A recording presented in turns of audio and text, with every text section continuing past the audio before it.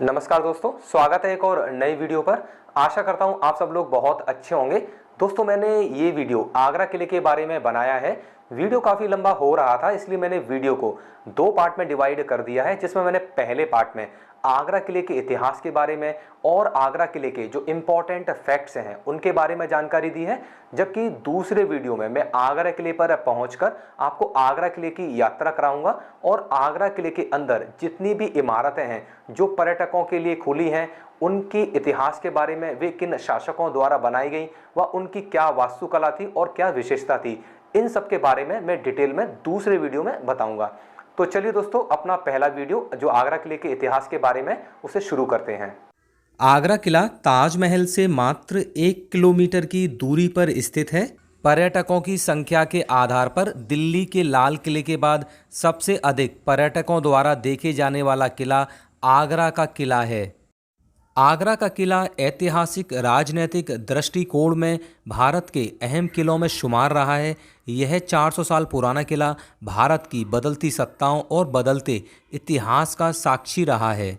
मौजूदा किले का निर्माण तीसरे और सबसे प्रसिद्ध मुगल शासक अकबर ने करवाया था। जहां आगरा किला बना हुआ है, ठीक इसी जगह पर पहले हिंदू राजा बादल सिंह का किला हुआ करता था, जिसे बादलगढ़ किले के नाम से जाना जाता था।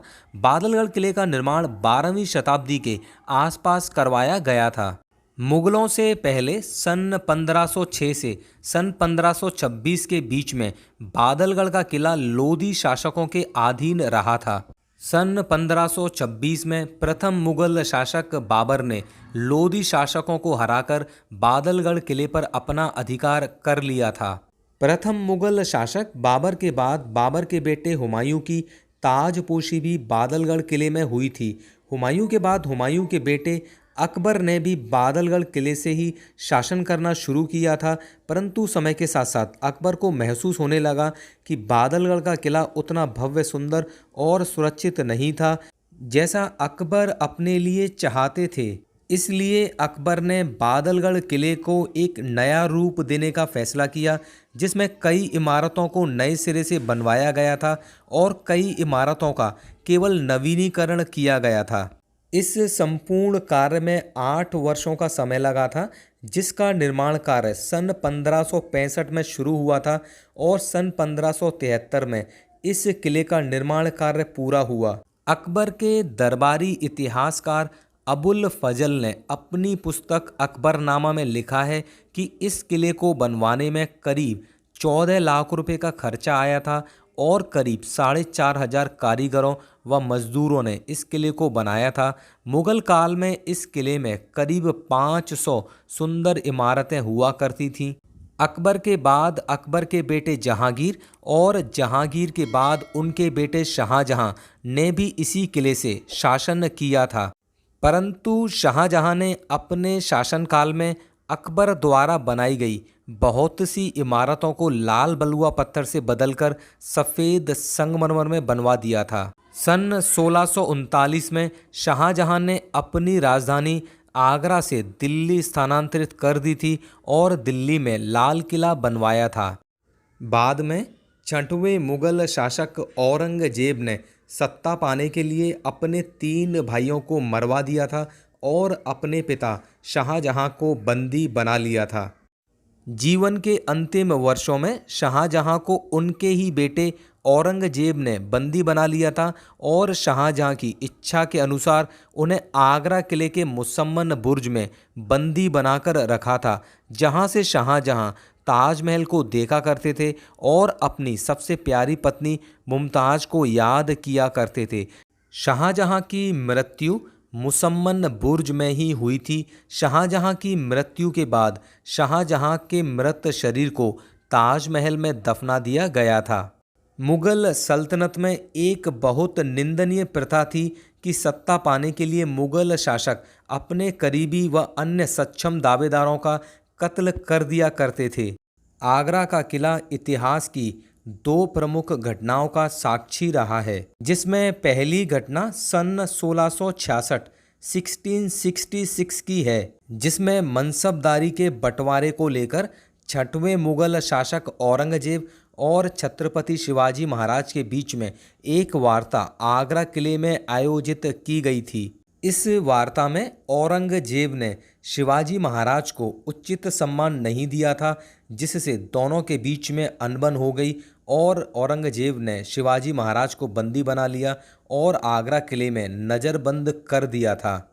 परंतु कुछ समय पश्चात अपनी सूझबूझ से शिवाजी महाराज किले के अंदर आने वाली फलों की टोकरी में छिपकर इस किले से बाहर निकल गए और मुगल सेना हाथ मलती रह गई।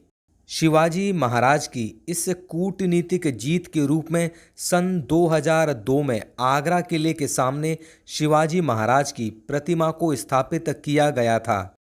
आगरा किले की दूसरी ऐतिहासिक महत्वपूर्ण घटना शाहजहां के शासनकाल की है। शाहजहां के दरबार में दो मंत्रियों, जिसमें शाहजहां के प्रधानमंत्री सलाबत खान और उनके एक मंत्री वीर अमर सिंह राठौर के बीच में भरे दरबार में दोनों के बीच में किसी बात को लेकर झगड़ा हो गया था, जिसमें वीर अमर सिंह राठौर ने अपनी तलवार निकालकर सलाबत खान का कत्ल कर दिया था। अमर सिंह राठौर समझ गए कि इस घटना का क्या परिणाम हो सकता है, इसलिए बिना एक पल गंवाए अमर सिंह राठौर अपने घोड़े पर बैठे और इस किले से भाग निकले।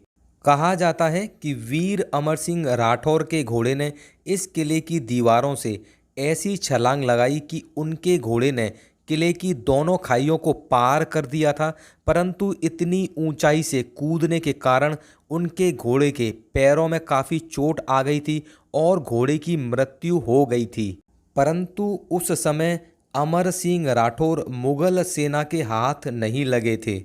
कहा जाता है कि घोड़े की वीरता से शाहजहां काफ़ी प्रसन्न हुए थे और जिस जगह पर घोड़े की मृत्यु हुई थी उस जगह पर एक लाल बलुआ पत्थर की घोड़े की प्रतिमा बनवा दी गई थी। वह प्रतिमा आज भी आगरा किले के एंट्री गेट के पास स्थित है।